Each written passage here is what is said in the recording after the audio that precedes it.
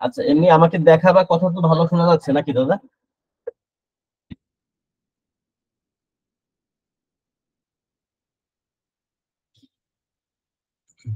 দাদা কিছু বলছেন? না, বললাম এমনি আমার স্ক্রিন দেখা যাচ্ছে কিনা। হ্যাঁ, আপনার সাউন্ডও ক্লিয়ার আছে, স্ক্রিন আচ্ছা, দেখা যাচ্ছে, আপনাকেও দেখা যাচ্ছে। ওকে, থ্যাংক ইউ। ওকে। সবাইকে শুভ সন্ধ্যা জানিয়ে শুরু করছি আজকের এই session. Academy HD homeo medical একাডেমির পক্ষ থেকে আমি আপনাদের প্রত্যেকেই জানাচ্ছি স্বাগত। আমরা অর্গানন অফ মেডিসিন নিয়ে এখন কথা বলতে চলেছি, এবং আপনারা নিশ্চয়ই জানেন যে আমরা আহ, দ্বিতীয় বর্ষের যে অর্গানন অফ মেডিসিন সেই কোর্সের আঙ্গিকে আমরা আলোচনা করি। তো আজ আমাদের নির্ধারিত আলোচনাটি হচ্ছে 148 নম্বর অ্যাফোরিজম থেকে 152তম অ্যাফোরিজম পর্যন্ত আমরা কথা বলবো। তো আসুন আমরা আর দীর্ঘক্ষণ এখানে সময় নষ্ট না করি, আমরা মূল আলোচনায় প্রবেশ করি। তো আমাদের বর্তমানে আমরা যে পর্যন্ত আলোচনা করেছিলাম লাস্ট সেশনে, সেখানে আমরা 147 পর্যন্ত আলোচনা সম্পন্ন করেছি। আজ আমরা 148 থেকে আলোচনা করতে চলেছি। এখন আমরা দেখবো যে আসলে 148 নম্বর অ্যাফোরিজমে কি রয়েছে বা স্যার আমাদেরকে কি বলছে। তো অ্যাকচুয়ালি 148 নম্বর অ্যাফোরিজমটা অত্যন্ত অত্যন্ত গুরুত্বপূর্ণ। 148 নম্বর অ্যাফোরিজমে স্যার অনেক গুরুত্বপূর্ণ এবং অত্যন্ত তাৎপর্যপূর্ণ কতগুলো মেসেজ কিন্তু আমাদের এখানে দিয়েছে। দেখুন, মানে আমাদের অর্গাননের কিন্তু প্রত্যেকটা বিষয়ই, প্রত্যেকটা অ্যাফোরিজমই অত্যন্ত গুরুত্বপূর্ণ, কিন্তু যখন আমরা কোনো অ্যাফোরিজম পড়ি অনেক সময় এই অনুভূতি হয় যে একই রকমই তো লাগলো, একই তো কথা মনে হচ্ছে, আবারও রিপিট হচ্ছে, কিন্তু বস্তুত বিষয়টা তেমন নয়।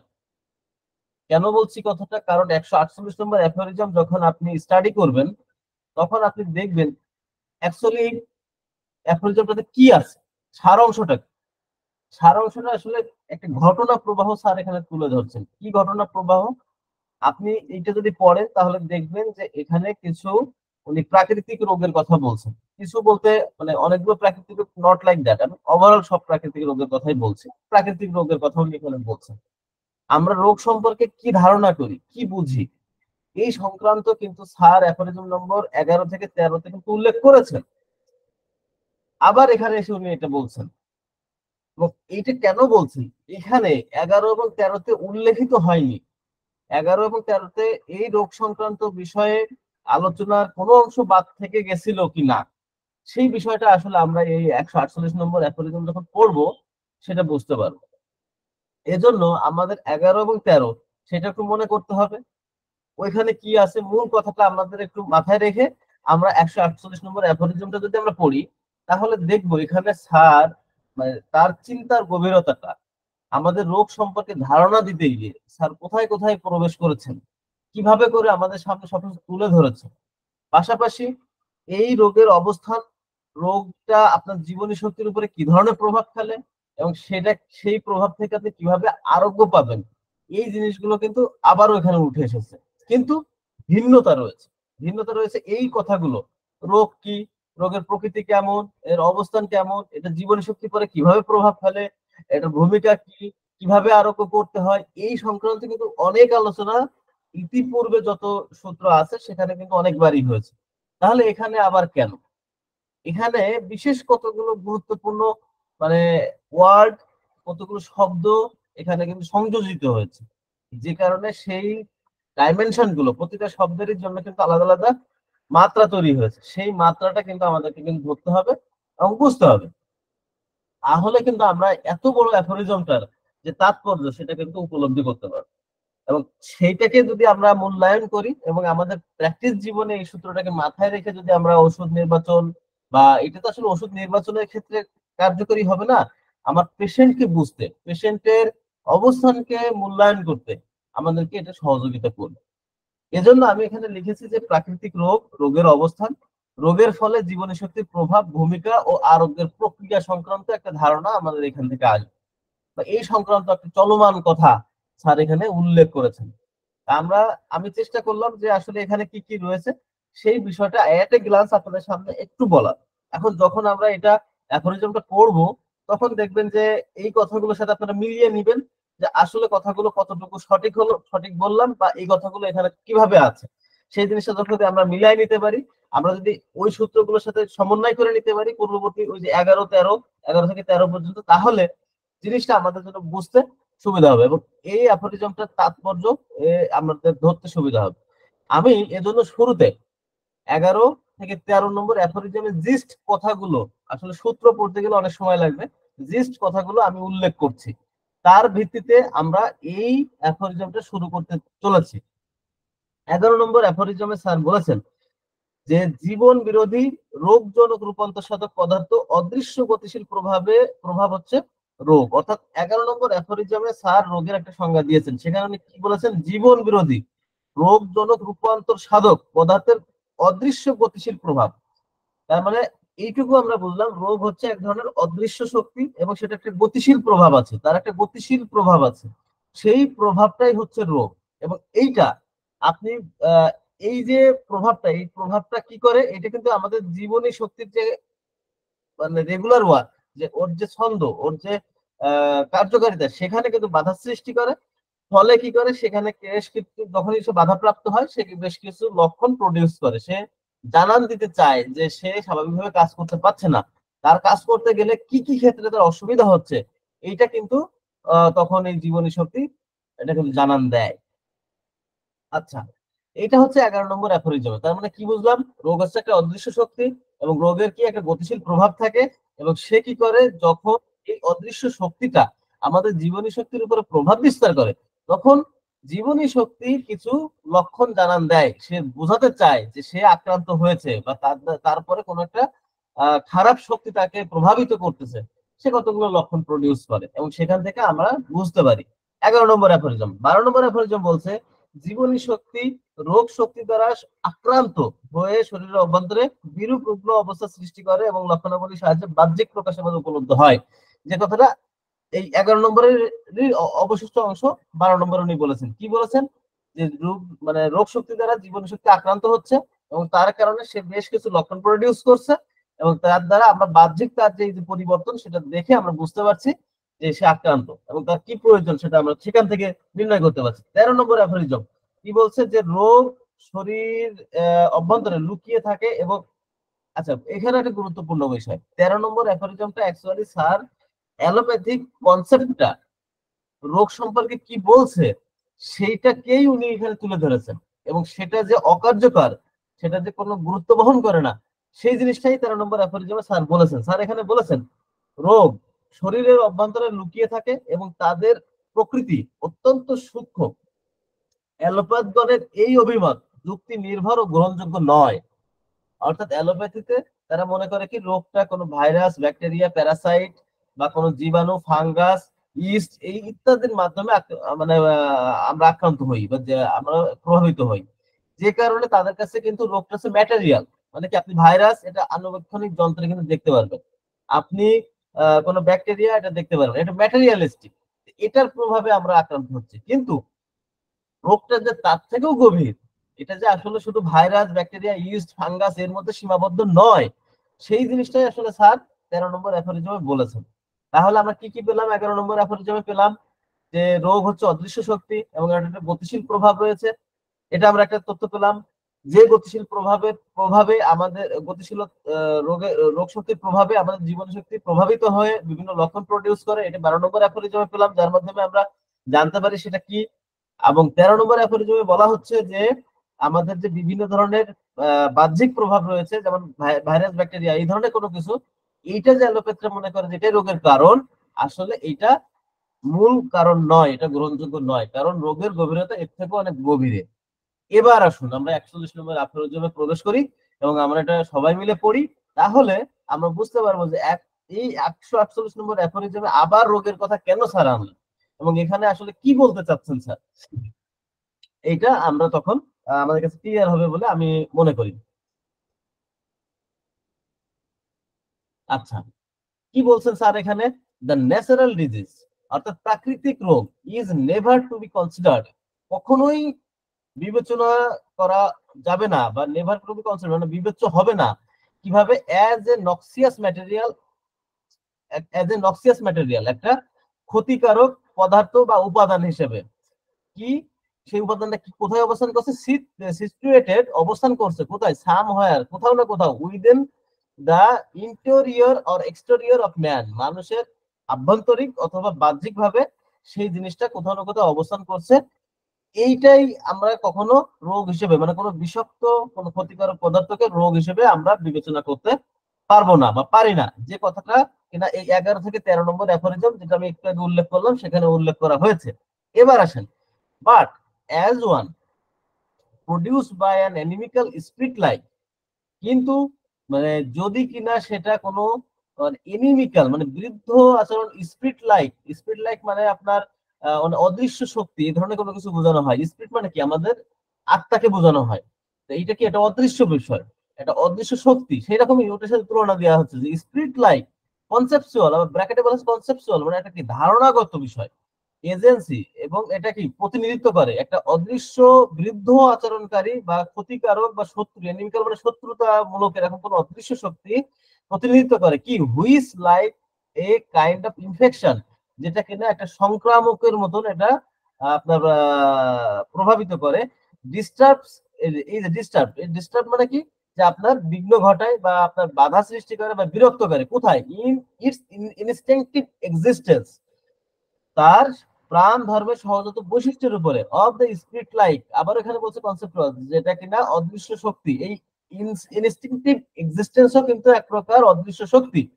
প্রিন্সিপাল অফ, এটা কি? প্রিন্সিপাল অফ লাইফ, জীবনের প্রতিনিধিত্ব, মানে এটা মানে মূলধারা বা প্রক্রিয়া বা যে লাইফের যে মূল নীতি সেটা।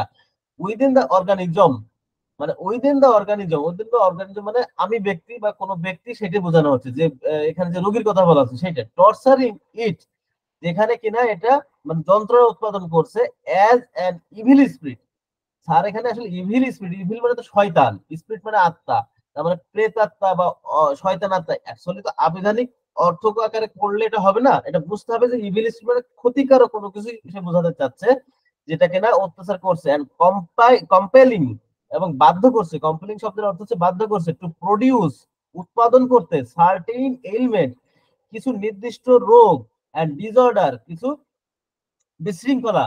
In the regular course of its life, এই যে ইনস্টিংক্টিভ এক্সিস্টেন্স, এই শব্দটা দিয়ে যে এইটাও যে একটা স্পিরিট লাইক, একটা যে অদৃশ্য শক্তি, এটাই কিন্তু আমাদের জীবনী শক্তি বোঝাচ্ছে। তো সেইটাকে, সেটা যে রেগুলার যে লাইফ, সেটা পর যে একটা অসুস্থতা তৈরি করতে, মানে কিছু যন্ত্রণা তৈরি করতে, এবং বাধ্য করছে সেখানে কিছু অসুস্থতা এবং বিশৃঙ্খলা সৃষ্টি করার জন্য তার প্রত্যেকদিন কাজের মধ্যে। তাহলে এই প্রথম লাইনে আমরা কি পেতে পারি? আমরা এখানে প্রথম কথাই স্যার যেটা বলছেন, যে কখনোই আমরা রোগকে বিবেচনা করবো না কি হিসেবে, যে এইটা কোনো মানুষের আভ্যন্তরীণ বা বাহ্যিক কোনো ক্ষতিকারক পদার্থ, পদার্থ হিসেবে এটাকে আমরা বিবেচনা করবো না। রোগ এরকম কোনো ক্ষতিকারক পদার্থ সেই হিসেবে আমরা বিবেচনা করবো না। ব্যাকটেরিয়া, ভাইরাস, ফাঙ্গাস এগুলো রোগ হতে পারে না। তার মানে এটাকে আমরা ক্ষতিকারক প্রভাব হিসেবে, ক্ষতিকারক পদার্থ হিসেবে বিবেচনা করবো না, মানে রোগ হিসেবে বিবেচনা করবো না। পরবর্তী লাইনে কি বলছেন? যে এটা একটা অদৃশ্য শক্তি এবং সেটা ধারণাগত একটা শক্তি। কি? যেটা কিনা আমাদের যে আমাদের শরীরের যে ভাইটাল ফোর্স আছে, যেটাকে স্যার এখানে ইনস্টিংক্টিভ এক্সিস্টেন্স বলছে, এটা কিন্তু একটা বিশাল ব্যাখ্যা আছে। সেই ব্যাখ্যাটা আমি টোটালটা পড়ার পরে আমি এটার একটা মানে আলোচনা আপনাদের সামনে রাখবো আশা করছি। শুধু এখন সূত্রটা পড়ার সাথে, বোঝার সাথে এটুকু মাথায় রাখুন, যে এইটাই কিন্তু আপনার সত্তাকে বোঝানো হচ্ছে, আপনার ব্যক্তিত্বকে বোঝানো হচ্ছে, আপনার মূল কাঠামোটাকে বোঝানো হচ্ছে। যে যে কিনা সেটাও তো একটা অদৃশ্য শক্তি। সে কি করতেছে? আপনার রেগুলার যে লাইফ, তার যে সে আপনাকে সুশৃঙ্খল রাখার চেষ্টা করতেছে, সেইটা সেইখানে যন্ত্রণা সৃষ্টি করতে বাধ্য করে, এবং কি করে সেখানে আপনার কিছু লক্ষণ এবং অসুস্থতা তৈরি করে। আচ্ছা, এরপরে কি বলছে? These are known as symptoms, এই যে কতগুলো ডিসঅর্ডার, এই যে এলিমেন্ট মানে অসুস্থতা এবং ডিসঅর্ডার তৈরি করলো, এইগুলোকে কি বলা হয়? দিজ আর নোন, এগুলো পরিচিত কিভাবে? অ্যাজ সিমটমে, মানে লক্ষণ হিসাবে এগুলো পরিচিত। ব্র্যাকেটে বলছে রোগ, এটাই রোগ। আচ্ছা, ইফ, যদি, নাও, এখন, দা ইনফ্লুয়েন্স, দা তবে ইনফ্লুয়েন্স, রোগ হবে না, রোগের লক্ষণ হিসাবে। না, এখানে these are known as symptom, এইগুলোই হচ্ছে আপনার লক্ষণ। কোন লক্ষণ। লক্ষণ? যেগুলো এই যে ইমেজ এই যে উৎপাদন করলো এবং ডিসঅর্ডার হ্যাঁ, উৎপাদন করলো, এই উৎপাদনের যে যেগুলো পাওয়া গেল সেগুলোকে বলা হচ্ছে, এগুলো সিমটম হিসেবে পরিচিত। এখন এই যে সিমটম হিসেবে পরিচিত যে সিমটম গুলো আমরা পেলাম, সেইগুলোকেই স্যার আবার বলছেন এগুলোই হচ্ছে সমস্ত কিছু মিলায়ে হচ্ছে রোগ। এই সিমটমের সমষ্টিটাকেই বলা হচ্ছে রোগ। ও আচ্ছা আচ্ছা, ঠিক আছে? হ্যাঁ আচ্ছা, ঠিক আছে। এরপরে কি বলছেন যে ইফ নাও, যদি এখন দ্য ইনফ্লুয়েন্স মানে প্রভাব অফ দিস এনিমিক্যাল এজেন্সি, এই শত্রুভাবাপন্ন প্রতিনিধির বা এই ক্ষতিকারক প্রতিনিধির, দ্যাট নট অনলি কজ কিনা মানে শুধুমাত্র এটা ঘটায় না, বাট স্ট্রাইভস টু কন্টিনিউ দিস আপনার ডিসঅর্ডার, অর্থাৎ এই শুধুমাত্র যে এই যে আপনার এই যে ডিসঅর্ডার গুলো বা এই যে বিশৃঙ্খলা গুলো যে উৎপাদন করছে শুধু তাই না, এইটাকে সে টিকিয়ে রাখার জন্য সংগ্রাম করে। বি টেকেন মানে ওটা স্থায়ী হতে চায়, সংগ্রাম করে বলতে স্থায়ী ভাবে টিকে থাকা বলতে এটাই বোঝানো হচ্ছে ওইটা সে পার্মানেন্টলি থাকতে চায়। কে? শক্তিশালী ওই রোগটা। সে যে শুধু তৈরি করে তা না, সে কিন্তু আসলে জীবন শক্তি করে, সে পার্মানেন্টলি থাকার একটা চেষ্টা সে করে, এটাই বোঝাতে যাচ্ছে। বি টেকেন অ্যাওয়ে, এবং এই বি টেকেন অ্যাওয়ে এবং এটা দূরীভূত হয় বা এটা দূরে সরানো যায় কখন? অ্যাজ ইজ ডান, এটা তখনই হয় when the physician, যখন চিকিৎসক অ্যাডমিনিস্টার প্রয়োগ করে an artificial potency, এবং একটা কৃত্রিম শক্তি। কিসের? কেমন কৃত্রিম শক্তি? Capable of alternating the life principle, এমন কৃত্রিম শক্তি যেটা কিনা ওই লাইফ প্রিন্সিপালকে পরিবর্তন করতে পারে, অর্থাৎ ওষুধের কথা বলতেছে। ইন দ্য মোস্ট সিমিলার, এবং কি প্রক্রিয়া সেটা হবে, কি প্রক্রিয়া সেটা নির্বাচন করা হবে? In the most similar manner, মানে সব থেকে সাদৃশ্যপূর্ণ যে শক্তিটা, যে কৃত্রিম শক্তিটা যেটা কিনা জীবন শক্তিকে পরিবর্তন, জীবন শক্তির সেই পরিবর্তন আনতে সক্ষম, এরকম একটা শক্তিকে যখন প্রয়োগ করা হয়। এই জন্য স্যার এখানে ব্র্যাকেটে উল্লেখ করেছেন এই হোমিওপ্যাথিক মেডিসিন, যেটা কিনা হোমিওপ্যাথিক মেডিসিন হুইচ এক্সিড, এই যে আপনি প্রয়োগ করলেন সেটা কি হবে? হুইচ, যেটা কিনা এক্সিড, এক্সিড মানে অতিক্রম করে। কি অতিক্রম করে? ইন এনার্জি, শক্তিকে অতিক্রম করে। কিসের? ইভেন দ্য স্মলেস্ট ডোজ, যদি কিনা আপনি সেটা খুব সূক্ষ্ম মাত্রায় প্রয়োগ করেন তাহলেও সেটা অতিক্রম করে। কারকে অতিক্রম করে? সিমিলার ন্যাচারাল ডিজিজ, কৃত্রিম সদৃশ্য এই প্রাকৃতিক রোগের শক্তিকে সে অতিক্রম করে। আমি কি বুঝাইতে পারলাম? অর্থাৎ আপনি যখন এখানে হ্যাঁ স্যার, বুঝতে পারছি। যখন প্রয়োগ করবেন সেই এটা দূরীভূত হবে কখন? যখন একজন চিকিৎসক সব থেকে সদৃশ্যপূর্ণ কোন ঔষধ শক্তি বা কৃত্রিম, যেটা কিনা কৃত্রিম ভাবে রোগ শক্তি মানে রোগ উৎপাদন করতে পারে, সেটা যখন সব থেকে যদি কম মাত্রায় প্রয়োগ করে তাহলে সেটা রোগ শক্তিকে সে ছাড়িয়ে যায় এবং সেটাকে সে অতিক্রম করে। দেন দ্য ইনফ্লুয়েন্স, তারপর এই প্রভাব of the original noxious morbid, মানে অরিজিনাল নক্সিয়াস বলতে কি সেই মূল যে রোগের যে এজেন্ট আর কি, সে অন দ্য লাইফ প্রিন্সিপাল, জীবনের যে মূল নীতি সেটা is lost during the action of the stronger similar artificial disease, অর্থাৎ এই কৃত্রিম রোগ শক্তির কারণে সে তখন দূরীভূত হয় এবং সে মানে এই সময়ের মধ্যে সে পালায় যায় বা সে আর থাকতে পারে না। Hence, the evil no longer exists for the life principle, it is destroyed. তার মানে কি দাঁড়ালো? এই যে ইভিল, ইভিল মানে মানে অ্যাকচুয়ালি ইভিল মানে তো আপনার শয়তান, শয়তান বলতে এখানে বোঝানো হচ্ছে যে সেই আপনার রোগ শক্তিকা, এটা বেশিক্ষণ এটা স্থায়ী হতে পারে না, সেটা ধ্বংসপ্রাপ্ত হয়।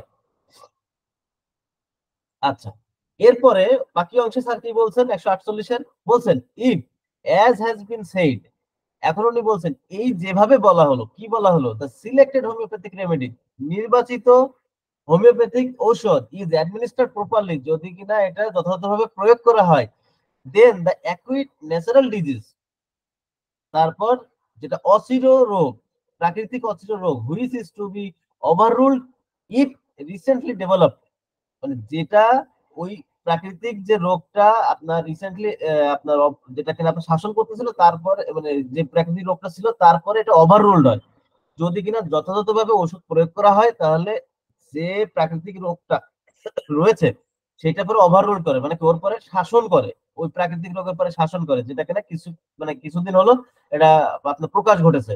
Will disappear imperceptibly in the few hours, এবং সেটা কিছুক্ষণের মধ্যে মানে অজ্ঞাতসারে চলে যায়। এই শব্দটাও গুরুত্বপূর্ণ। এই ইমপারসেপ্টেবলি, অজ্ঞাত সারে সেটা কিন্তু দূরীভূত হয়। কেন গুরুত্বপূর্ণ সেটা আমি পরে পড়ার পরে সেটা ব্যাখ্যা করতেছি।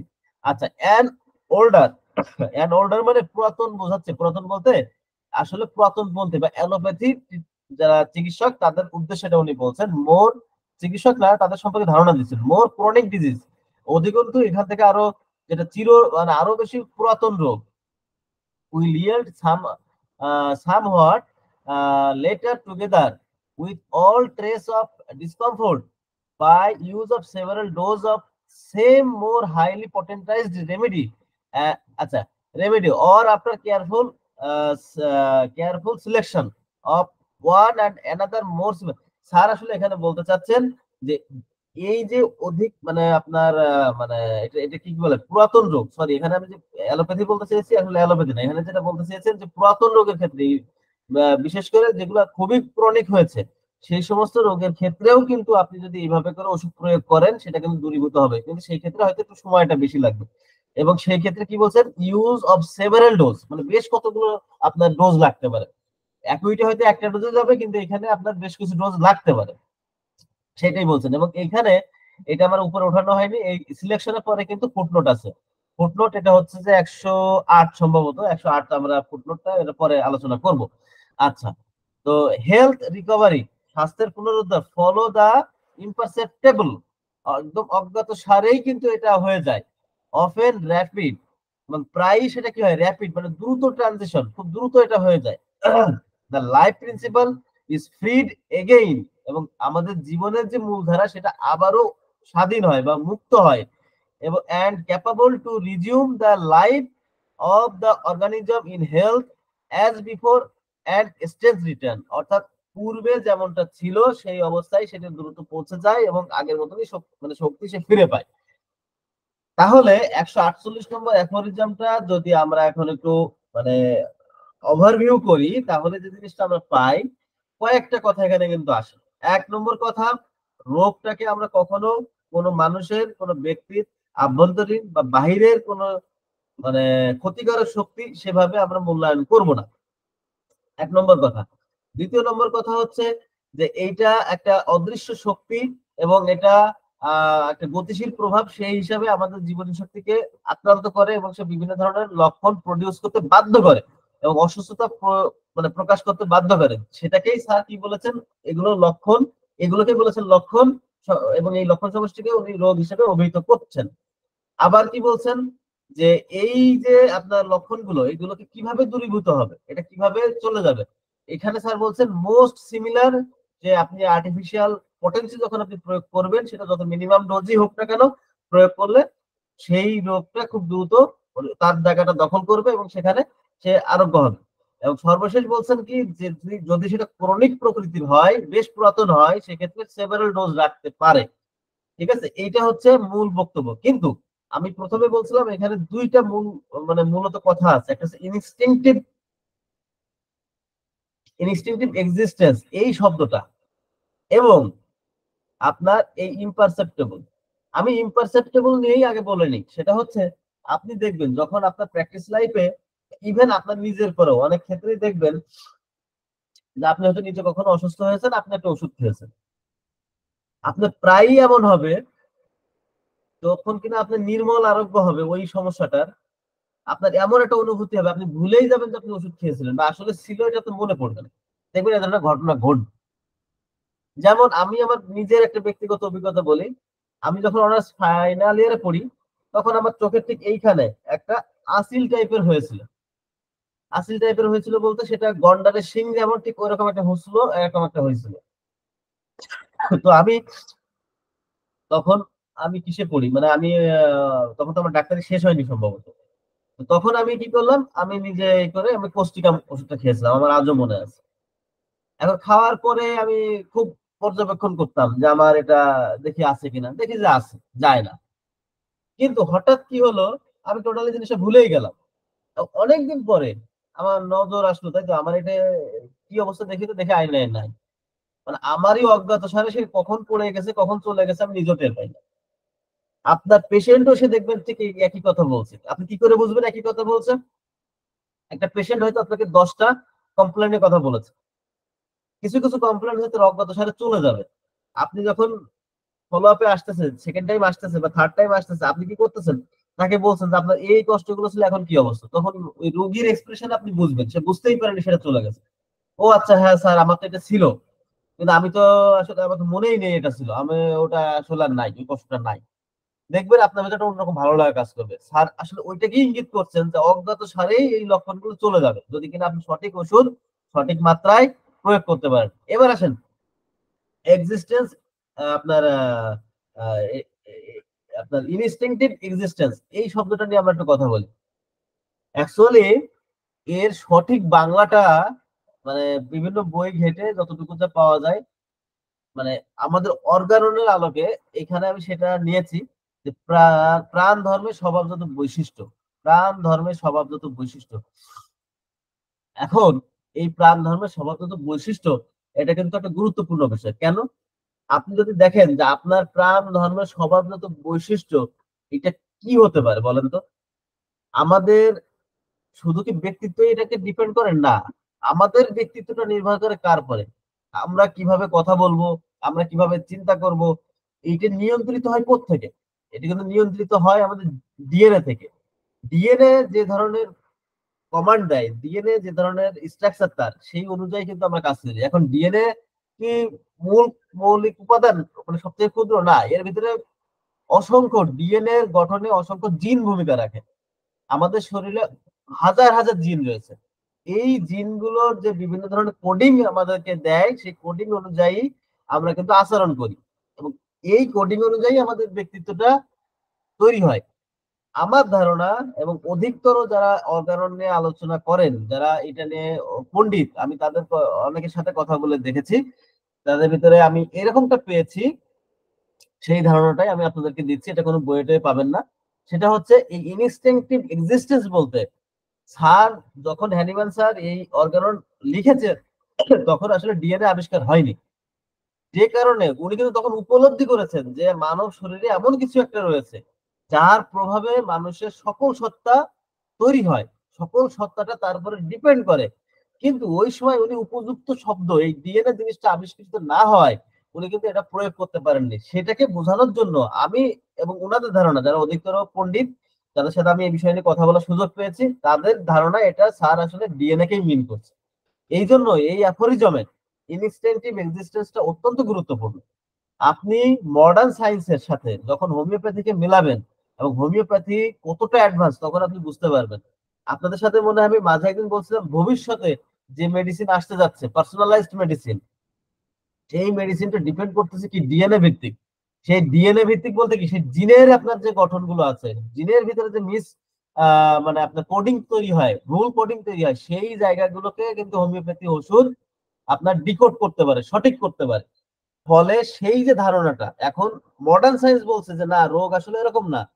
দেখুন ঘুরে ঘুরে ধীরে ধীরে কি করছে তারা, আমাদের অর্গাননে উল্লেখিত যে ধারণা দেওয়া আছে, সেই ধারণার মধ্যে কিন্তু মডার্ন সায়েন্স প্রবেশ করতেছে, যে না, এইভাবে যে ট্রিটমেন্ট হচ্ছে সেই ট্রিটমেন্টটা যথাযথ না। তারাও কিন্তু চিন্তা করতেছে, ন্যানো টেকনোলজি আনতেছে, তারা কিন্তু চিন্তা করতেছে পার্সোনালাইজ মেডিসিন, যেটা কিনা অলরেডি আমরা প্র্যাকটিস করতেছি। তো সেই জায়গাতেই আমি আমাদের মানে যত ছাত্রের সাথে কথা বলেছি, তাদেরও একটা ধারণা যে এই ইনস্টিংক্টিভ এক্সিস্টেন্সটা হচ্ছে আমাদের সেই ডিএনএ কেই স্যার ওই সময়ে নির্দেশ করে গেছেন। ফলে আমরা একটু চিন্তা করি যে আমরা কতটা রিস্ক একটা মানে মেথডের সাথে আমরা সম্পৃক্ত আছি। কেন? কারণ আমাদের হ্যানিম্যান স্যার তৎকালীন সময় এটা উপলব্ধি করেছেন এবং সেই ধারণা দিয়ে গেছেন, এবং তার বহু পরে এসে কিন্তু আমাদের ডিএনএ আবিষ্কার হয়েছে। এইগুলো নিয়ে আমাদের গবেষণা করার সুযোগ আছে। আপনারা যারা স্টাডি করছেন, আপনারাও গবেষণা করুন, আপনাদের মাধ্যমেও অনেক কিছু সামনে আসতে পারে। আচ্ছা, আসি এবার ফুটনোট 108। ফুটনোট 108 অ্যাকচুয়ালি এখানে এটা অনেক বড় একটা ফুটনোট, কিন্তু এখানে মূল যে জিনিসটা আমি সেটাই আলোচনা করব। এটা লাইন বাই লাইন পড়া মানে দরকার আছে বলে আমি মনে করছি না, না হলে আমি পড়তাম। অ্যাকচুয়ালি স্যার এখানে দুইটা দিক তুলে ধরেছে। একটা দিক হচ্ছে আমরা এই যে এই অ্যাফোরিজমে স্যার যে বলছেন যে সঠিক ওষুধ সিলেকশনের কথা বলছেন, সেই সিলেকশনটা কিভাবে করতে হবে, মানে আসলে কিভাবে করতে হবে, এগুলো কিন্তু আগের অ্যাফোরিজমে আমরা জেনে এসেছি, কিন্তু এই জায়গায় আবার এই প্রসঙ্গটা আনার কারণ কি? এখানে ডাইমেনশনটা ভিন্ন। মানে ওষুধ সিলেকশনের ক্ষেত্রে কি, আপনি একজন ফিজিশিয়ান, আপনাকে কেমন ভাবে এটা সিলেকশন করতে গেলে আপনি কি কি বাধার সম্মুখীন হবেন সেই জায়গাটা অনুপ্রেরণার জন্য আসলে স্যার এটা মানে লিখেছেন বলে আমার ধারণা। কারণ এইখানে আপনি বুঝতে পারবেন অ্যাফোরিজমটা পড়লে, এই ফুটনোটটা পড়লে, যেখানে স্যার বলছেন যে কতটা কষ্টসাধ্য। দেখুন আমি প্রথম দিয়ে এক লাইন একটু পড়ি তাহলে বুঝতে পারবেন। ফুটনোট 108 স্যার কি বলছেন, বাট কিন্তু দিস লেবারাস, এই শ্রম সাধ্য, সামটাইমস ভেরি লেবারাস, কিছু কিছু সময় অত্যন্ত শ্রম সাধ্য। কি শ্রম সাধ্য? সার্চ, অনুসন্ধান করা, ফর, জন্য, এন্ড সিলেকশন, এবং নির্বাচনের জন্য। মানে একটা হচ্ছে অনুসন্ধানের জন্য, আবার নির্বাচনের জন্য কি, of the homeopathic remedy, homeopathy ঔষধ, মোস্ট সুইটেবল, সব থেকে উপযুক্ত, in every respect of is morbid state, প্রত্যেকটা রোগের ক্ষেত্রে তার সেই মানে রোগের ক্ষেত্রটাকে মান্যতা দিয়ে সব থেকে উপযুক্ত ওষুধ নির্বাচন করাটা শ্রমসাধ্য। শুধু তাই না, এটা খুবই শ্রমসাধ্য কখনো কখনো। এখন এই কথাটা কেন বলা হচ্ছে? বলা হচ্ছে এই কারণে, আমরা যারা প্র্যাকটিস করি, আমাদের ক্ষেত্রে কি হয়, একটা পেশেন্ট আসলে কয়েকটা সিমটম নিয়ে আমরা যদি কোনো ওষুধের সাথে মিল পাই, তাহলে আমরা মনে করি হয়তো এটাই আমার উপযুক্ত ওষুধ। অথবা কি হয় যে আমরা হয়তো কোনো রকম মিল তো পেলাম, কিছু পেলাম, কিন্তু অনেক সময় কোনো কোনো ওষুধের প্রতি আমাদের বেশি দুর্বলতা থাকে, আমরা মনে করি এটা দিলে কাজ হবে, সেইভাবে আমরা অনেক সময় ওষুধ প্রয়োগ করে থাকি। এই সমস্ত করা চলবে না, এরকম ফাঁকি ঝুঁকির জায়গা কিন্তু হোমিওপ্যাথিতে নেই। এটা যে কতটা শ্রম সাধ্য সেইটাই আসলে স্যার এখানে আমাদেরকে তুলে ধরেছেন। এটা আমরা যারা প্র্যাকটিস করব তখন আমরা অনেক ক্ষেত্রে আপনি দেখবেন যে আপনি যখন ওষুধ নির্বাচন করছেন, রেপার্টরি করছেন, তখন আপনি খুব পাজল হয়ে যাবেন যে আপনি কোন ওষুধটা দিবেন। ওই ওই ক্ষেত্রে আপনার ওষুধের স্বতন্ত্রতা নির্ণয় করে, মানে আলাদা করে আপনাকে সঠিক ওষুধটা নির্বাচন করা কিন্তু অনেক ডিফিকাল্ট। এবং আপনি প্রায়ই পাজলড হবেন, প্রায়ই পাজলড হবেন, যত রোগী দেখবেন আপনি ততই পাজলড হবেন যে না আমি এখানে কি করবো। কারণ রোগীর কাছ থেকে আপনি প্রতিনিধিত্ব দেয় এমন সিমটম বের করতে পাচ্ছেন না, অনেক সময় থাকে না, সেজন্য পাচ্ছেন না। অনেক সময় আমরা আমরা পারি না, রোগীর মধ্যে থাকে সেটা নিতে পারি না, সে কারণে হয় না। ফলে তখন আপনাকে এই যে জবথব করে একটা ওষুধ দিয়ে দেবেন, এই কাজটা করা যাবে না। যে কথাগুলো, এই যে কথাগুলো বলছি, কথাগুলো কিন্তু স্যার আসলে পরবর্তীতে এখানে উল্লেখ করেছেন যে কোনো রকমে আপনি এই যে রেন্ডার পসিবল, কোনো রকম ভাবে যে কোনো ভাবে আপনি একটা ওষুধ দিয়ে দিলেন, এভাবে কিন্তু কাজটা করা চলবে না। পাশাপাশি উনি এখানে আরেকটা দিক তুলে ধরেছেন, তৎকালীন সময়ে অ্যালোপ্যাথি ট্রিটমেন্টে যে ধরনের চিকিৎসা করা হতো বেশ কষ্টদায়ক একটা বিষয় ছিল, সেই জায়গাগুলোকে উনি এখানে সমালোচনাও বলতে পারেন বা ওই জিনিসটা তুলে ধরেছেনও বলতে পারেন। কি, আমরা যখন কারো হাই ব্লাড প্রেশার থাকতো তাদের মানে ভেইন কেটে দিয়ে ব্লাড রক্তক্ষরণ করিয়ে তার ব্লাড প্রেশার নিয়ন্ত্রণ করা হতো, যেটা কিনা এখন অ্যালোপ্যাথি ওষুধের জন্য অতীত। এখন কিন্তু অ্যালোপ্যাথি ট্রিটমেন্ট থেরাপিউটিক সিস্টেম অনেক ডেভেলপ হয়েছে, তাদের ক্ষেত্রে কিন্তু এগুলো আর প্রয়োজন হয় না। অনেক সময় কি করতো, তারা জোক লাগাই দিত যে এর শরীরে অনেক রক্ত বেশি, প্লেথরিক পেশেন্টেরা রক্ত আধিক্য এদের, তাহলে জোক লাগাই দিল শরীরে অনেকগুলো, জোক কি করলো, রক্ত টেনে বের করে নিয়ে আসলো, রক্তের চাপ কমালো। কিন্তু অ্যাকচুয়ালি কি রক্তের পরিমাণের বেশির কারণে কি রক্তচাপ বৃদ্ধি হয়? ঘটনা কি তাই? পরিমাণের কারণে কিন্তু রক্তচাপ বৃদ্ধি হয় না। এইটা আপনার শরীরের মেকানিজম, আপনার শরীরের ওই সেই মানে ইনস্টিংক্টিভ এক্সিস্টেন্স, ও কি কমান্ড দিচ্ছে সেইভাবে করে আপনার ওই জায়গাগুলো সেন্সিটিভ, সেই জন্য আপনার এটা তৈরি হচ্ছে। হঠাৎ করে একটা দুঃসংবাদ আসলে আপনার প্রেশার বেড়ে যাচ্ছে, একটু আতঙ্ক যুক্ত কোনো কিছু হলেই আপনার প্রেশার বেড়ে যাচ্ছে। হ্যাঁ, তো এই যে জিনিসগুলা, আপনার ঘুম ঠিক মতো না হলেই প্রেশার বেড়ে যাচ্ছে, অনেক মানুষ তো আছে পর্যন্ত ঘুমাচ্ছে না, তাহলে তো প্রেশার বাড়ছে না। তাহলে এই জায়গাগুলো কিন্তু আপনার রক্তের পরিমাণ অনেক বেশি, সেই জন্য প্রেশার বাড়ছে, নট লাইক দ্যাট, বিষয়টা কিন্তু তেমনটা নয়। সঙ্গত কারণেই ওই জায়গাগুলো স্যার আসলে বলেছেন যে অ্যালোপ্যাথিতে আমাদের এখানে এই ধরনের ঘটনাগুলো ঘটে থাকে, সেই সেই বিষয়টাই এখানে তুলে ধরেছেন। তারপরেও আপনারা এটা পড়েন, আমি বলবো এটা পড়েন, পড়ার পরে যদি কোনো ধরনের বুঝতে অসুবিধা হয় আমাকে জানায়, সেই বিষয়টা আমি বলবো। এবং স্যার এখানে খুব মজার একটা কথা বলেছেন, আমাদের ওষুধগুলো নির্বাচন করাটা কতটা যে শ্রম সাধ্য সেইটা বোঝাতে উনি এই শব্দটা প্রয়োগ করেন, রোস্টেড পিজন। হ্যাঁ, রোস্টেড পিজন এখানে কোথায় জানে আছে, এই যে রোস্টেড পিজন। অর্থাৎ মানে রোস্টেড পিজন মানে কি, পিজন মানে কবুতর, রোস্টেড মানে মানে রোস্ট করা পিজন। মানে কবুতরের রোস্ট খাইতে তো খুব মজা লাগে, তাই না? কিন্তু আমাদের এইরকম বিষয় না, হোমিওপ্যাথি প্র্যাকটিসটা এতটা সোজা না যে এরকম মজার মতন করে আপনার উপযুক্ত ওষুধ আপনার মুখে এসে পড়বে। আপনি মুখে এসে পড়বে মানে আপনি খুব ইজিলি পেয়ে যাবেন, খুব সহজেই পেয়ে যাবেন, এটা কিন্তু না, আপনাকে অনেক শ্রম দিতে হবে। একটা ওষুধের সাথে একটা ওষুধের স্বতন্ত্রতা তৈরি করা, ওষুধ পড়ে ম্যাটেরিয়ামেটিকে পড়ে যেমন সেই জ্ঞানে আপনাকে পার্থক্যটা মাথায় রাখতে হবে, পাশাপাশি রুগীর কাছ থেকে সঠিকভাবে সেই জিনিসটাও বের করে আনার চেষ্টা করতে হবে। তো সেটা যত আপনি পারবেন, যতটা মানে করতে পারবেন ততটাই, আমরা যেন একটুতেই হাঁপিয়ে না যাই, একটুতেই যেন আমরা সিদ্ধান্ত না নিয়ে নিই। এবং সেই ক্ষেত্রে অনেক কষ্ট হলেও যেন ধৈর্য হারা না হয়, কারণ আমাদের হ্যানিম্যান স্যারই কিন্তু এই বিষয়টা আমাদের জন্য বলে গেছেন, যেটা অত্যন্ত লেবারাস। তো আশা করি আপনার মূল বিষয়টা বুঝছেন। এরপরও আপনারা পড়তে গিয়ে কোনো অসুবিধা হলে আমাকে জানায়। আচ্ছা আসেন, আমরা এবার যাই 149 নম্বর অ্যাফোরিজম। আচ্ছা, 149 নম্বর অ্যাফোরিজম স্যার এখানে যেটা বলছেন যে অ্যাকচুয়ালি এইবার 149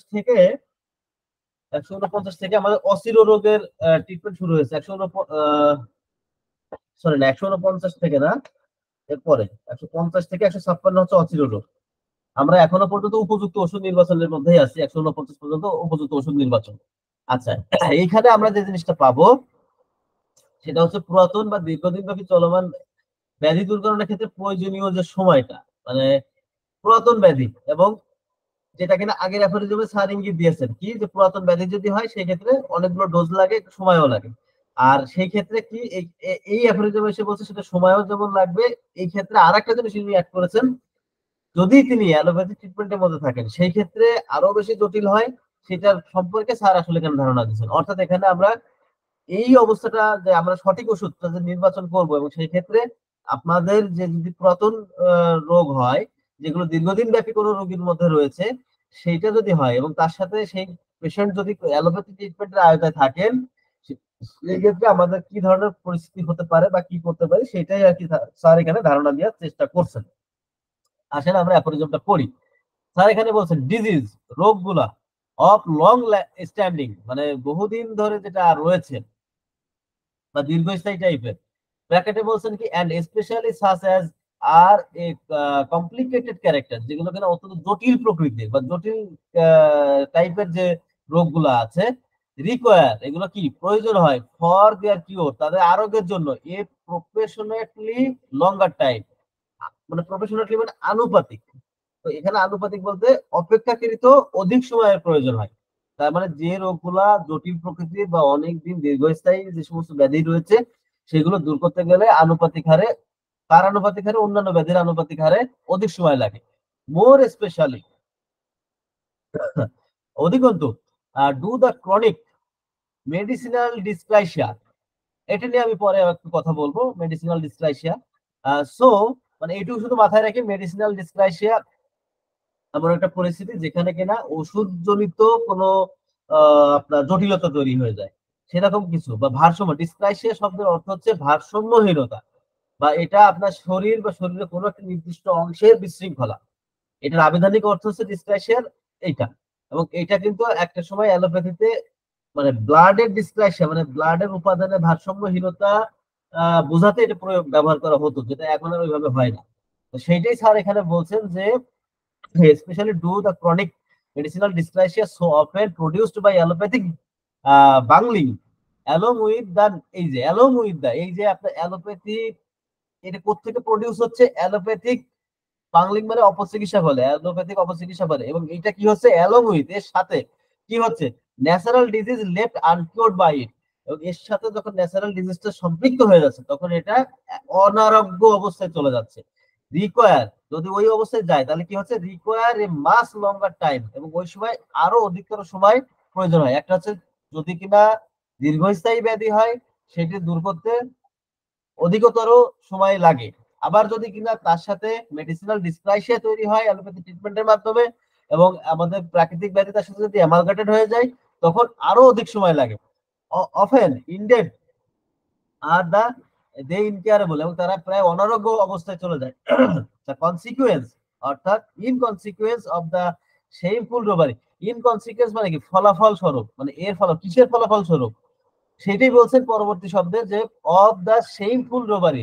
রোবারি মানে কি ডাকাতি, অ্যাকচুয়ালি এখানে ডাকাতি তো না, শেমফুল মানে কি লজ্জাজনক। লজ্জাজনক কি করতেছে, যে শেমফুল রোবারি মানে ডাকাতি, আমরা বোঝার জন্য বলি ডাকাতি, কিসের ডাকাতি, অফ দা পেশেন্ট স্ট্রেংথ, রোগীর যে শক্তি সেটা ডাকাতি করে নিচ্ছে। এন্ড জুস, অর্থাৎ রোগীর যে মানে যে আপনার কি বলে এটা, বিভিন্ন ধরনের যে আমাদের যে শরীরে যে রস থাকে সেই জিনিসগুলোকে যদি ডাকাতি করে নেওয়া হয়, ডাকাতি মানে কি এই জিনিসটাকে যদি নষ্ট করা হয় কোনো কারণে লজ্জাজনক ভাবে, যেটা অ্যালোপ্যাথিতে করা হয়, সেটা কিভাবে উনি ওইখানে ব্র্যাকেটে উনি এটা উল্লেখ করেছেন যে আপনি যদি সেখানে এই যে ভেনেসেকশন, অর্থাৎ আপনার যদি ওই যে ভেইন কেটে যদি আপনি রক্তক্ষরণ করেন, অথবা যদি আপনি কোনো, ওই যেটা বললাম, যদি আপনি কি বলে জোকের মাধ্যমে যদি আপনি এই জিনিসগুলোকে অপসারণ করার চেষ্টা করেন, এটা হচ্ছে অত্যন্ত লজ্জাজনক।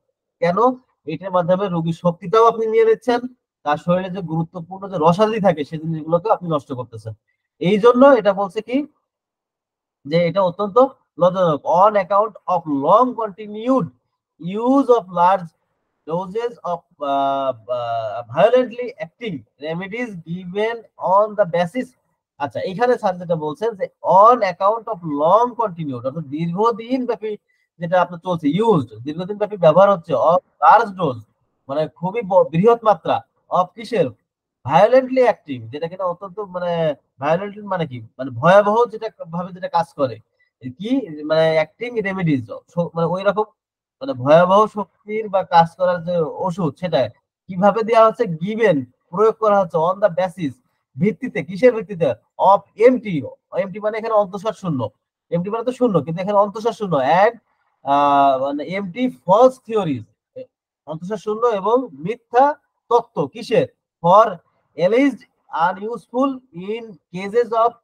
ডিজিজ অ্যাপিয়ারিং সিমিলার, অর্থাৎ কোনো একটা রোগের ক্ষেত্রে কোনো একটা জিনিস ভালো কাজ করেছিল, সেই ধারণার থেকে এই যে অন্তঃশাসন ধারণা, কোনো একটা রোগের ক্ষেত্রে, কোনো একটা রোগীর ক্ষেত্রে হয়তো কোনো একটা বিষয় ভালো কাজ করেছে, ওই ধরনের কোনো একটা রোগী আসলে ওই প্রসেসটাই অ্যালোপ্যাথিতে প্রয়োগ করা হয়, সেটাই এখানে স্যার বলছেন, সেটাই মিন করছেন যে ওই রকম মিথ্যা অন্তঃশাসন যে তত্ত্ব, এইটা দিয়েই যখন বারবারই এটা প্রয়োগ করা হয়, দীর্ঘদিন ধরে প্রয়োগ করা হয়, তখনই কি হয়, অলসো ইন প্রেসক্রাইবিং আনসুইটেবল, এবং এটা প্রেসক্রাইব করা হয় কি, আনসুইটেবল অনুপযুক্ত মিনারেল বাথ, অর্থাৎ মিনারেল স্নান মানে আপনার খনিজ যে স্নান গুলা, সেইগুলো যখন করানো হয়, the principal feat perform by the allopathy in its so called method of treatment, মানে এইগুলোর কারণেই, এই যে মানে এইখানে যেটা বলছে দ্য প্রিন্সিপাল ফিট পারফর্ম, অর্থাৎ যে প্রিন্সিপাল মানে কি, আমাদের যে রোগের যে ভাইটাল যে শক্তিটা বা যে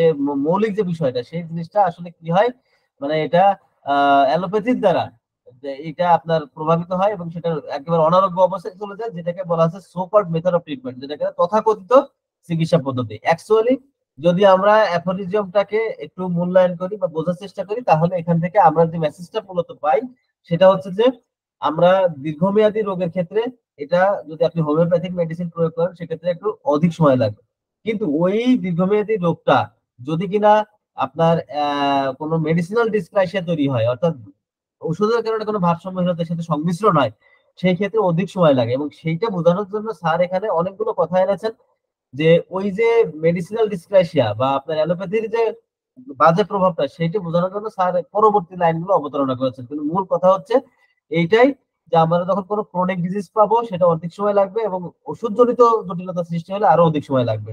এবং পাশাপাশি উনি একটা ধারণা দিচ্ছেন, অ্যালোপ্যাথিতে আহ অনেক ক্ষেত্রে এরকম ভাবে তারা ওষুধ প্রয়োগ করে যে এই ধরনের ব্যাধিতে এই উপাদানটা ভালো কাজ করছে, ফলে ওই রকম সবার ক্ষেত্রে ওই একই উপাদান প্রয়োগ করতে হবে, যেটা কিনা টোটালি একটা অন্তঃসার শূন্য একটা প্রক্রিয়া বা একটা চিকিৎসা পদ্ধতি। এইটা ছিল 149 নম্বর অ্যাফোরিজমের মূল বক্তব্য। আসেন আমরা পরবর্তীতে যাই। তবে হ্যাঁ, যেটা বলছিলাম মেডিসিনাল ডিসক্রাইসিয়া, দেখবেন একটা কথা, এটা কিন্তু হ্যানিম্যান স্যারও বলেছেন, কেন্ট স্যারও বলেছেন, কি বলেছেন, যে একটা প্রাকৃতিক ব্যাধি সে যত জটিলই হোক, সেটাকে কিন্তু আরোগ্য করা যায়, কিন্তু ওষুধ দ্বারা সৃষ্ট কোনো জটিলতা, এটা কিন্তু আরোগ্য করা খুবই কঠিন, প্রায় অসম্ভব। তো সঙ্গত কারণে আমরা যখন এই ধরনের পেশেন্ট পাবো, সেটা আমরা সেভাবে করে মূল্যায়ন পূর্বক, তার এই বিষয়টা পরিস্থিতিটা মূল্যায়ন পূর্বক আমরা ট্রিটমেন্ট প্রদান করব। পাশাপাশি আমাদের ব্যক্তি জীবনেও যদি এরকম কোনো সিচুয়েশন হয়, আমরা কিন্তু ওষুধ গ্রহণের ব্যাপারে আমরা সতর্ক থাকবো। এইটা কিন্তু নট অনলি যে অ্যালোপ্যাথি তা কিন্তু না, অবশ্যই হোমিওপ্যাথি, কারণ হোমিওপ্যাথিকে সাপ্রেস করতে পারে না, পারে। আপনি যদি হোমিওপ্যাথিও যদি নিয়মের বাইরে ওষুধ গ্রহণ করেন, তাহলে কিন্তু এর আরো বেশি ক্ষতি হবে। অ্যালোপ্যাথিতে যতটা না ক্ষতি হয়, তার থেকে হোমিওপ্যাথিতে কিন্তু আরো বেশি ক্ষতি হবে। সঙ্গত কারণে ওষুধ প্রয়োগের ক্ষেত্রে, কি রোগীর ক্ষেত্রে, কি নিজের ক্ষেত্রে, কি নিজের পরিবারের ক্ষেত্রে, আমরা অবশ্যই যেন সেই বিষয়টা সতর্ক থাকি, যেন আমরা রোগীর উপকার করতে গিয়ে তার জন্য কোনো ক্ষতি না করে বসি। আসেন 150 নম্বর অ্যাফোরিজম, এইখান থেকে 156 নম্বর অ্যাফোরিজম পর্যন্ত আমরা অ্যাকুইট যে ডিজিজ গুলো আছে, তরুণ যে রোগগুলো আছে, সেগুলো নিয়ে আমরা ধারণা পাবো কিভাবে ট্রিটমেন্ট করতে হবে। তো সেই ক্ষেত্রে আসলে এই অ্যাফোরিজমটা সেটাতে শুরু হচ্ছে, কি বলেছেন স্যার এখানে, এখানে খুব সিম্পল কথা বলেছেন, যে আমরা অনেক সময় কি হয়, হঠাৎ করে কোনো একটা অ্যাকুইট প্রবলেম হয়, তো সেইটা যদি কোনো পেশেন্ট এসে আমাদেরকে বলে যে আমার খুব মাথায় ব্যথা করছে, তা আমরা যেন সাথে সাথে তাকে ওষুধটা না দিই। আমরা আসলে তার এই যে মাথায় ব্যথা করছে, এটা যদি হঠাৎ কোনো ঘটনা ঘটে থাকে, তাকে একটু টাইম দিয়ে তার লাইফ স্টাইল খাওয়া দাওয়া পরিবর্তনের জন্য একটু যেন বলি, এতে করে সে সুস্থ হয়ে যাবে। যদি কিনা না যায়, তার পরবর্তীতে কি করা যায় সেটা পরবর্তী অ্যাফোরিজমে আছে। অ্যাকচুয়ালি এই ধরনের কেস আসলে যেন আমরা সেটাকে ট্রিটমেন্টের যোগ্য মনে না করি, এবং তার জন্য লাইফ স্টাইল বা তার হ্যাবিটের কিছু খাওয়া দাওয়ার কথা যেন তাকে পরামর্শ দেই, এইটাই স্যার নির্দেশনা দিচ্ছে। মূল কথা হচ্ছে এইটা। আসলে আমরা একটু এখানে পড়ি, এই জন্য আমি এখানে লিখেছি যে মৃদু লক্ষণ সমৃদ্ধ অচির বা তরুণ রোগের ক্ষেত্রে করণীয়। স্যার কি বলছেন, ইফ এ পেশেন্ট, যদি কিনা একটা রোগী কমপ্লেইন অভিযোগ করে অফ ওয়ান, এক অথবা অর মোর অধিক ট্রিভিয়াল সিমটম, অর্থাৎ খুবই মামুলি বা তুচ্ছ কোনো লক্ষণের কথা যদি সে উল্লেখ করে, that have been only observed a short time previously, মানে কিছুক্ষণ আগে বা কয়েকদিন হচ্ছে এই সমস্যাটা হয়েছে, এরকম যদি আপনার কাছে এসে উল্লেখ করে, the physician should not regard, অর্থাৎ চিকিৎসকের উচিত হবে না গণ্য করা কি this is a fully developed disease, এটা সম্পূর্ণ পরিণত একটা রোগ, এই হিসেবে চিন্তা করাটা উচিত হবে না। বাট রিকোয়ার্স, কিন্তু প্রয়োজন হবে সিরিয়াস মেডিকেল এইড, অর্থাৎ আপনার এখানে মানে চিকিৎসার যে মানে জরুরি চিকিৎসার যে জিনিসটা সেটা আবশ্যকতা হতে পারে। আচ্ছা, এ স্লাইট অল্টারনেশন, মানে স্লাইট মানে কি খুবই সামান্য, অল্টারনেশন মানে পরিবর্তন, কিসে, ইন দ্য ডায়েট, তার খাবার দাবারে, এন্ড রেজিমেন, অর্থাৎ রেজিমেন মানে তার দেখা যাচ্ছে যে আপনার যে স্বাস্থ্যবিধি সেইটা, সেটা উইল ইউজুয়ালি সাফিস, অর্থাৎ এইটাই সাধারণত পর্যাপ্ত, সাফিস মানে পর্যাপ্ত, কিসের, টু ডিসপেল, ডিসপেল মানে দূরীভূত করতে, সাচ অ্যাজ ইনডিসপোজিশন, এই ধরনের অসুস্থতা দূরীভূত করতে এইটাই যথেষ্ট। কি, সামান্য তার খাদ্য খাবারের পরিবর্তন, অথবা তার জীবনযাত্রার, তার স্বাস্থ্যবিধির একটু পরিবর্তন করলে এই ধরনের অসুস্থতা চলে যাওয়ার জন্য যথেষ্ট, এটাই স্যার এখানে বলছেন। যেমন কোনো কারণে আপনার হয়তো ঘুম হলো না, পরপর 2 রাত কোনো কারণে ঘুমাতে পারেন না, পড়াশোনার চাপে হোক বা পারিবারিক কোনো কাজের চাপে হোক আপনার ঘুম হয়নি, এখন আপনার মাথা ব্যথা করাটাই স্বাভাবিক। এই মাথা ব্যথার জন্যই কি আপনি হুট করে প্যারাসিটামল খাবেন, আপনি হুট করে বেলোডোনা খাবেন, আপনি হুট করে কোনো ওষুধ নিবেন না? আপনার কাছে যদি কোনো রোগী এসে বলে আমার মাথায় খুব করে ব্যথা করছে, আপনি আগে শুনুন যে মাথায় ব্যথাটা কেন করছে। তো উনি আগে কতক্ষণ থেকে করছে, তাহলে আজকে সকাল থেকে করছে, সকাল থেকে করছে, এর আগে কখনো করতো এরকম না, আগে কখনো করতো না, তাহলে এটা কেন করছে, এর মধ্যে ঘুম হয়েছে ঠিক মতন, আপনি অনুসন্ধান করে দেখুন তার ঘুমের ঘাটতি, আপনাকে জাস্ট সাজেস্ট করেন আপনি কাইন্ডলি একটু ঘুমান, তারপরে যদি মাথায় ব্যথা না যায় আপনি এটা আমরা তখন ওষুধ দিব, এর আগে ওষুধ দেওয়া যাচ্ছে না। এবং এই কাজটা আমি প্রায় করি, সেদিনও আমার অফিসে একজন আমার মানে একজন অফিসার, উনি আমার কাছে ওষুধ খান, তো উনি আমাকে হঠাৎ করে বলছেন যে আমার এখানে একটু ব্যথা করতেছে, এভাবে টান দিলে ব্যথা করতেছে, কিন্তু এইটা কোনো উল্লেখযোগ্য কোনো লক্ষণ না। আমি তাকে বলছি যে আপনি জাস্ট কয়েকদিন অবজার্ভ করেন, যদি এটা কন্টিনিউ থাকেন দেন আমি এটা ভাববো, না হলে এটা এখানে কোনো মানে উল্লেখযোগ্য কোনো সিমটম নাই যে আপনাকে ওষুধ দিতে হবে, ফলে এটা আপনি একটু অবজার্ভ করেন, একটু আপনার শোয়ার ভঙ্গি, একটু হাত পা নাড়ানো, একটু হালকা গরম পানি দিয়ে একটু দেখেন, এটা আপনার বডি এমনিতেই হিল করতে পারে। এরকম যদি কখনো কোনো পেটের সমস্যা নিয়ে কেউ আসলো, ওভার ইটিং এর কারণে হয়েছে, তো আপনার এখানে ওষুধ দিতেই হবে এমনটা না। আপনি যদি দেখেন যে না রোগীর যে কন্ডিশন, কিছুটা তার ওয়াশরুমে যেতে হচ্ছে বারবার, এটা এমনিতেই একটু রেস্ট নিলে, একটু স্বাভাবিক খাদ্য খাবার খেলে বা খাওয়ার একটু পরিবর্তন আনলে সে স্বাভাবিক হয়ে যাবে, আপনার এখানে কোনো ওষুধ দেওয়ার প্রয়োজন নেই, এটাই আসলে স্যার এখানে বলতে চাচ্ছেন। আসেন 151 নম্বর অ্যাফোরিজম, এখানে কি বলা হচ্ছে, এখানেও কিন্তু অচির রোগের কথাই বলা হচ্ছে, কিন্তু আগের অ্যাফোরিজমে বলা হয়েছিল কি, যে আপনার ট্রিভিয়াল সিমটম মানে খুবই তুচ্ছ বা মামুলি লক্ষণযুক্ত যদি কোনো কেউ আসে, আর এখানে এসে কিন্তু বলা হচ্ছে তীব্র লক্ষণযুক্ত যদি কেউ আসে, সেই ক্ষেত্রে আপনার বা আমার করণীয় কি হবে।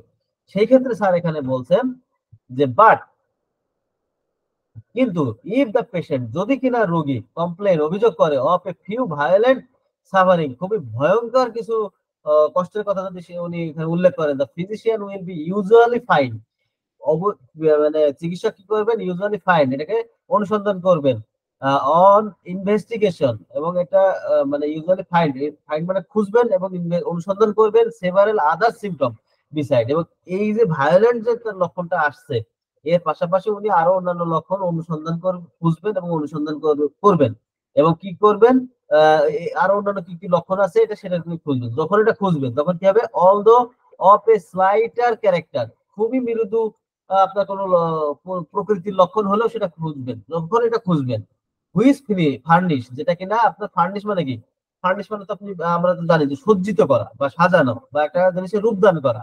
কি করে হুইচ ফার্নিশ যেটা রূপদান করে এ কমপ্লিট পিকচার, একটা সম্পূর্ণ চিত্র অফ এ ডিজিজ, একটা রোগের সম্পূর্ণ চিত্র পরিদর্শন করে বা পরিবেশন করে। অর্থাৎ যদি কিনা আপনার কাছে কোনো পেশেন্ট এসে বলে আমার এই কষ্টটা আহ খুব আগে ছিল না, হঠাৎ করে 2-1 দিন হয়েছে, কিন্তু সেটা অত্যন্ত তীব্র, তাহলে তখন আপনি কি করবেন? তাকে কি ডায়েট দিবেন?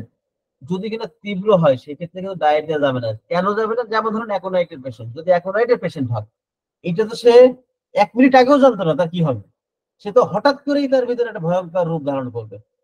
যেমনটা আমার একটা অভিজ্ঞতা হয়েছিল, আমি যখন স্টুডেন্ট ছিলাম, আমার যে মেসে থাকতাম ওর অপোজিটে একটা ডাক্তার বসতেন হোমিওপ্যাথি, ওনার কাছে একটা পেশেন্ট এসেছেন রাজমিস্ত্রি কাজ করে, উনি কাজ করতেছিলেন। সেই কাজ করতে করতে দুপুরে সবাই মিলে ওই রাজমিস্ত্রি সবাই খাওয়া দাওয়া করছে। এই খাওয়া দাওয়ার পরে, খাওয়া দাওয়ার আগেও সব স্বাভাবিক, খাওয়া দাওয়ার পরে হঠাৎ করে তার পেটে ভয়ানক যন্ত্রণা, সে রীতিমতো ছটফট করতে স্যার, ভ্যানে করে তার কাছে আনছেন। জাস্ট কিছুই না, অ্যাকোনাইট 6x তার মুখে সরাসরি কয়েক ফোঁটা দিছে, 5 মিনিটের মধ্যে রোগী সুস্থ হয়ে গেছে। তো এইটাও তো অ্যাকুইট, কিন্তু আগের অ্যাকুইট আর এই অ্যাকুইটের মধ্যে পার্থক্যটা কি? পার্থক্যটা হচ্ছে আগেরটা খুবই মৃদু লক্ষণ, এখানে কিন্তু অত্যন্ত ভায়োলেন্ট। অ্যাকোনাইট কি করে? সে নিজে শেষ হয় অথবা শেষ করে দিয়ে যায়। ফলে এখানে কিন্তু আপনি চুপ করে বসে থাকলে চলবে না, আপনাকে ওর ওই তীব্রতার উপরে গুরুত্ব দিয়ে অন্যান্য লক্ষণ সংগ্রহের চেষ্টা করতে হবে, যেটা কিনা একটা ওষুধকে নির্দেশ করতে পারে, একটা চেহারা রূপদান করতে পারে। তো যাই হোক, এইটা ছিল আমাদের আজকের আলোচনা অর্গানন থেকে। এতক্ষণ আমার সাথে আপনারা থাকার জন্য অনেক ধন্যবাদ এবং কৃতজ্ঞতা জানাচ্ছি। যদি কিনা আজকে ক্লাসের ভেতর থেকে কারো কোনো প্রশ্ন থাকে, তাহলে কাইন্ডলি এখন প্রশ্ন করতে পারেন, আমি আপনাদের উত্তর দিতে দেওয়ার চেষ্টা করব। ধন্যবাদ সকলকে।